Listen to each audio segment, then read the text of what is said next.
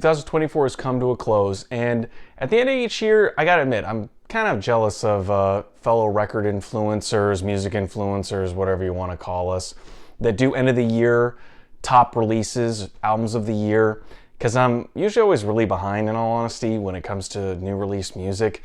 I'm usually about 2 to 3 years behind on any given music scene, sometimes far longer, and I'm usually far behind on even bands that I love. Sometimes I don't listen to their new albums for years after they come out.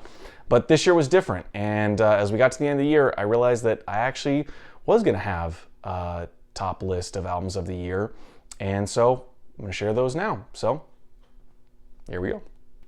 So my number 4 for the year, I'm going to actually start off with a live album, which I don't know if that's cheating or not, or if that's not really a thing, but guess what? I'm going to do it. This is my list. That is Ghost's Right Here, Right Now.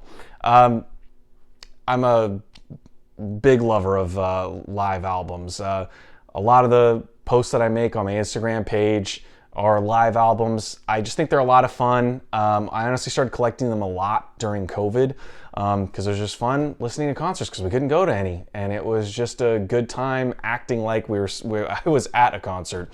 I got into Ghost just a couple years ago, probably about a year and a half ago or so. I know, once again, like I said, I'm usually behind on everything. And so when they announced they were going to do a concert movie, I couldn't wait. I knew it was going to be great, which it was. But at the same time they announced that, they announced they're going to do a vinyl release of the concert. Got it right on the pre-sale because I knew it was going to be great, and I was right. Great set list. The way it was recorded was fantastic. I always say a great live album makes you feel like you're right in front of the stage, and that's what this does. So if you're a Ghost fan, if you like their genre of music even, I highly recommend at least checking this out. But if you're a Ghost fan, this is a definite must-have in your collection. Next up is a studio album, and that is Linkin Park's From Zero. Now, I know when this got announced, new singer, a lot of people were pretty upset. I get it, it's not Chester, but the funny thing is I kind of felt like this is what the majority of people wanted, was for them to move on and to make new music. I don't know if they just don't like the singer that they chose. I think she sounds great. I really think that if you're gonna replace the lead singer, you need 2 things. You need the singer to sound enough like the previous one that when you go on tour, they can sing the old songs and they still sound great. And 2, they're just different enough that when you put out new music, you're not just trying to sound like a cover band.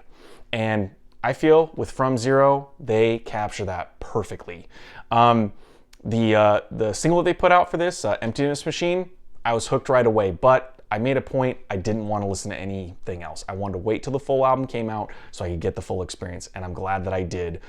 Usually when I pick up a new album for the first time, especially a new release album, it takes me about 2 or 3 times to listen to it before I know for sure whether I like it or I don't like it. This one, each time I listened to it, I liked it more and more. So if you're a Linkin Park fan and you're still unsure whether or not you want to give this a try, I really highly recommend that you do. Next up, The Cure, Songs of a Lost World. I was so excited when they announced they were going to put out new music. When they released the single for this, though, I gotta admit, I was a little underwhelmed. I just felt it was kind of copy and paste, which sometimes that's not always a bad thing, but I always say about classic bands that it's like, look, I want you to keep that same type of sound, but I want you to put a different spin on it with each new album. And for that first single, I just felt like they were just going with the same thing. I didn't let that deter me though from getting the record. I don't know about anybody else. Anybody else have a hard time getting their hands on this? It seemed like it took about a week or so from the time it was released till the time it was actually in stores. But anyway, I got my hands on it and I'm glad that I did because it's another album. Each spin, I liked it more and more. And it went from being just like, it's a solid, like I said, copy and paste Cure album to now, I'm not gonna say it's in my top 3, but I'd say it's definitely in my top 5 of Cure albums. And then number 1 on my list, if you've been paying attention to the shirt I've been wearing, it comes to you to no surprise that it is David Gilmour's Luck and Strange. I could not wait for this album to come out. I'm a huge David Gilmour fan.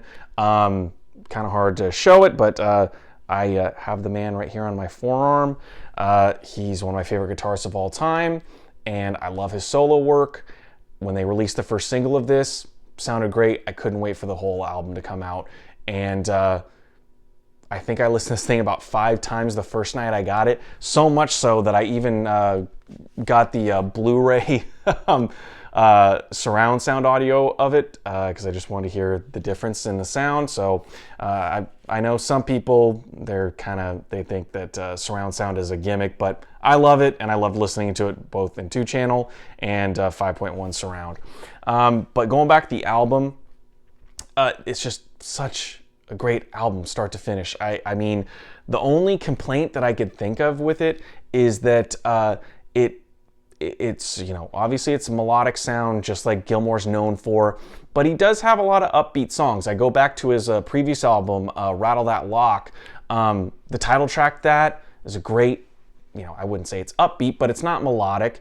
And I was really hoping for maybe an extra song like that on here. A song like that does come to mind that's on this, Velvet Nights. It's a great song. I just wish there was one more song like that on here. But of all things I got to complain about, I think that's pretty minimal. So if you're a Pink Floyd fan, you're a Gilmour fan, you got to pick this one up. I also got to see David on the tour for this. I was lucky enough. That's where I got this t-shirt from. Halloween night, Hollywood Bowl.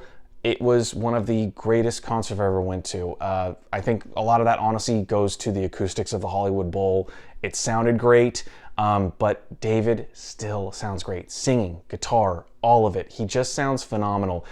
He brought his daughter, who sings lead on one of the songs on here, and also sings backing vocals on a few of the songs.